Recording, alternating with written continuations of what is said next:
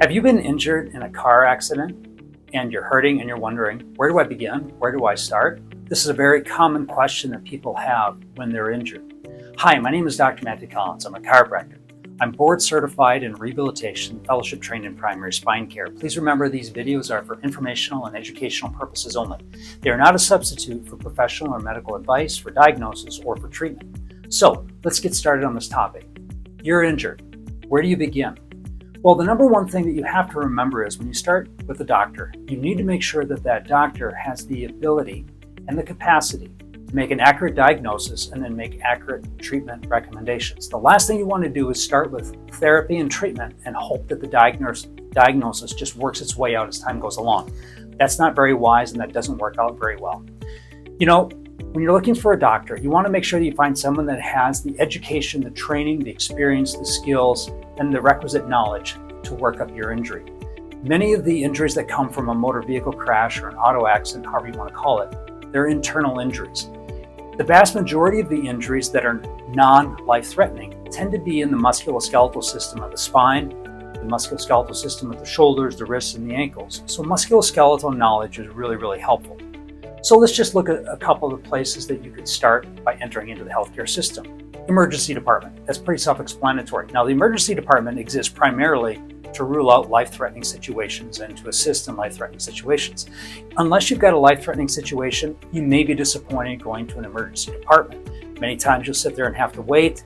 You might not even see the right doctor, and they may not even order enough imaging, and they'll just send you on your way. Alternatively, you could go to your primary care provider. Now, not everybody has a primary care doctor. However, it's the same thing there. The primary care physician, sometimes they do have a lot of training and education in how to diagnose and work up musculoskeletal and spine injuries. Other times they don't. So you may get the right imaging, you may not get the right imaging. Sometimes you'll just be put on medication. And while that's helpful at the beginning, that's really a good long-term strategy according to the scientific literature. Another alternative is that you could see a chiropractor. However, by seeing a chiropractor, you have to remember not all of them have the training, education, and experience to adequately diagnose and work up somebody who's been injured. Now, from a treatment standpoint, they tend to score really high on patient satisfaction. However, if they don't have the training and the education to do an accurate diagnosis, something may end up being missed. There's other specialists that you may end up wondering if you need to see. Orthopedic surgeons.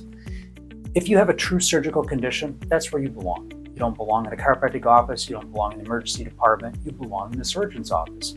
Headaches, persistent headaches. Oftentimes patients wonder, should they see a neurologist? And in certain situations, that's a really wise referral to be made.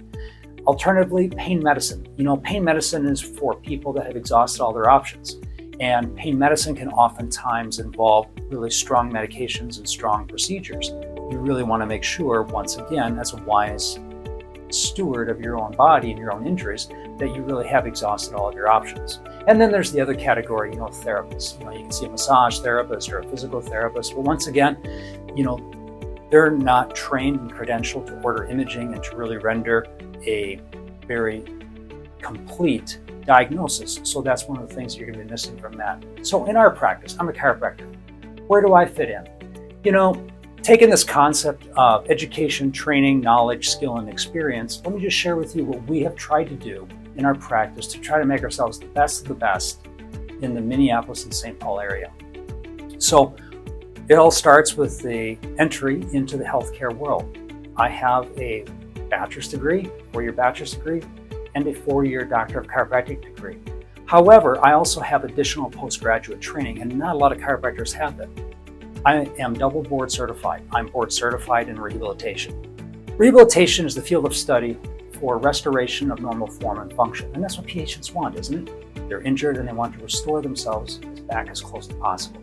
I'm also board certified with the American Board of Independent Medical Examiners. This is a board that trains doctors how to do objective exams, objective analysis, and answer difficult questions, and really provide an unbiased and independent opinion of the injuries and the impact of those injuries on an individual's life. Lastly, I'm fellowship trained in primary spine care. Primary spine care is different than primary care. Primary spine care is training to be the first referral option for all things spine.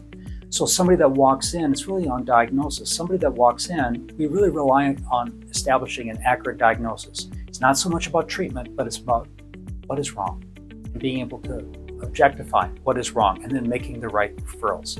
Skill, that comes down to basically what you're able to deliver. You learn a lot of this from reviews. The doctors that you're looking for, what are their online reviews?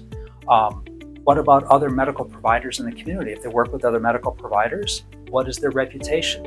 And lastly is experience. You don't want to have an injury where you're the first patient with that injury to go into that doctor's office. So you want them to have experience in seeing your type of conditions, the likelihood of making a good diagnosis, an accurate diagnosis right away. And experience means a lot. So you want somebody who's familiar with this, not somebody where they occasionally see this once every few years.